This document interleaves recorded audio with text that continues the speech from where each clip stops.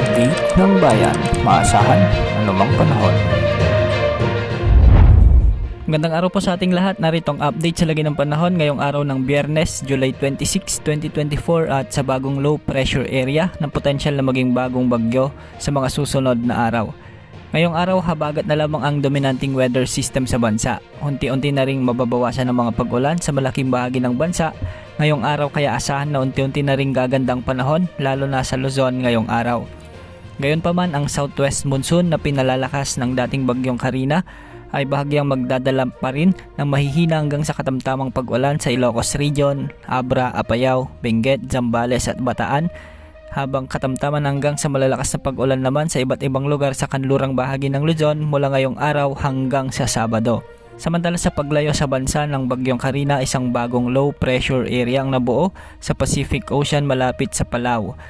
Huli itong namatan ng Pag-asa sa silangan ng southeastern Mindanao. Ang potensyal na sama ng panahon na ito ay posibleng pumasok sa ating area of responsibility sa mga susunod na araw. Ayon sa mga weather models, sa mga susunod na araw posible itong kumilos ng hilagang kanluran at posibleng tahakin ng parehong direksyon na dinaanan ni Bagyong Carina, ngunit bahagyang mas mababa lamang ng kaunti ang magiging track nito. Hindi naman inaalis ang posibilidad na lumakas ito bilang bagyo, ngunit hindi naman natin nakikita na kasinlakas ni Bagyong Carina. Posible rin itong hatakin o palakasin muli ang habagat na magpapaulan muli sa kanlurang bahagi ng ating kapuluan.